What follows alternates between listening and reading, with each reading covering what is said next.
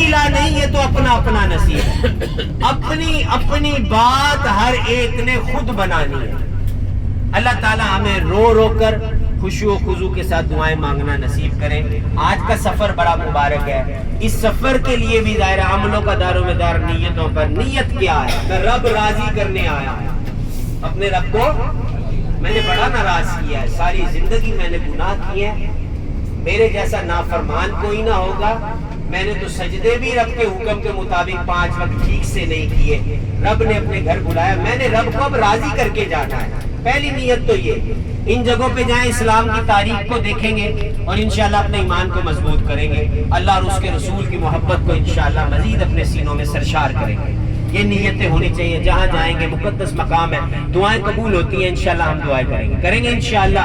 سب سے پہلی آج کی جو زیارت ہے وہ ہے جبل سور۔ کیا نام ہے؟ سب بولے کیا نام ہے؟ 4 پہاڑ انشاءاللہ دیکھیں گے آج۔ کتنے پہاڑ؟ سب بولے 4 اور 7 مسجدیں دیکھیں گے۔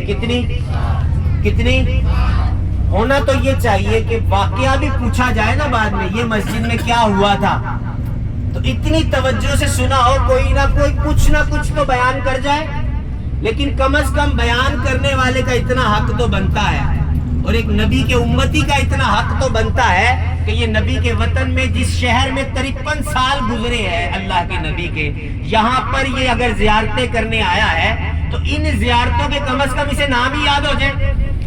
تو کون کون ہے جو آخر میں نام سنا دے گا 7 مسجدوں کے؟ جو توجہ سے سنے گا تو وہ سنا پائے گا۔ دیکھو بھئی 3 طریقے ہیں کسی بات کو یاد کرنے کے، توجہ سے سن لیا جائے، اس کو اپنے لبوں سے دہرا لیا جائے اور لکھ لیا جائے۔ تو 7 مسجدیں، 4 پہاڑ۔ سب سے پہلے پہاڑ کی طرف ابھی بڑھ رہے ہیں، نام ہے جبل سور۔ کیا نام ہے؟ ہجرت والا پہاڑ بھی کہا جاتا ہے اس کو۔ بات ہجرت والا پہاڑ بولے تو بات کچھ نہ کچھ تو سمجھ آ جاتی ہے، بچپن سے سنتے آ رہے ہیں۔ حضرت ابو بکر صدیق رضی اللہ تعالیٰ عنہ کو اپنی رفاقت میں لے کر اللہ کے نبی نے مکے سے مدینے کی طرف ہجرت کے سفر کو اختیار کیا۔ مکے سے مدینے چل پڑے نا، اللہ کا حکم ہوا، مسلمانوں کو ستایا گیا، تکلیفیں دی، مسلمان ہجرت کر کے چلے گئے۔ پھر اللہ کے نبی کو جب حکم ہوا، آپ بھی مکے سے مدینے چلے گئے۔ مکہ سے مدینہ جاتے ہوئے حضرت ابو بکر صدیق ساتھ ہیں تو اللہ کے نبی جبل سور کی طرف آئے۔ جبل سور پر، غار سور، اس پہاڑ کی بلندی پر، چوٹی پر، سب سے اوپر ٹاپ پر جو ہے وہ غار، وہ غفہ ہے جس کا نام ہے غار سور۔ کیا نام ہے؟ سب بولے کیا نام ہے؟ 3 دن وہاں گزارے نبی کریم صلی اللہ علیہ وسلم۔ کتنے دن؟ 55 سے سنتے آ رہے ہیں، یہ چند واقعات۔ حضرت ابو بکر صدیق رضی اللہ تعالیٰ عنہ راستے میں ساتھ تھے نا، جب یہاں پہنچے نا اس پہاڑ پر تو دیکھا اللہ کے نبی کے پاؤں زخمی ہیں، زخم ہو گئے، چل چل کے، پہاڑیاں ہیں، چٹانیں، یہ رائٹ سائڈ پہ پہاڑ ہے۔ دیکھو بھئی جبل سور، یہ پہاڑ، وہ دیکھو لوگ اوپر جا رہے ہیں، نظر آ رہا ہے بھی سب کو؟ یہ جبل سور ہے۔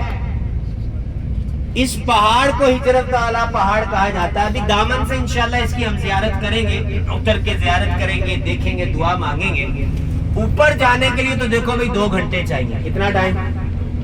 2 گھنٹے سیڑھیوں سے لگتے اوپر جاتے ہیں، 2 گھنٹے اترنے کے، کتنے ہو گئے؟ 4 گھنٹہ تو ٹھہرے گا بھی تو صحیح نا، اوپر جائے گا تو۔ یہ جس نے جانا ہو نا وہ ایک دن مکمل پلان کرتا ہے کہ میں نے غار سور دیکھنے اوپر جانا ہے۔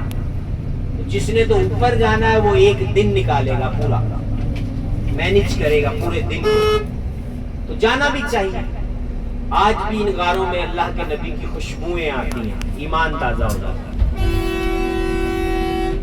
تو حضرت ابو بکر صدیق رضی اللہ تعالیٰ عنہ نے جب اللہ کے نبی کے پاؤں میں زخم دیکھے نا، اپنے کندھوں پر سوار کر کے پہاڑ پر لے کر بھی گئے۔ سنی ہے یہ باتیں ساری۔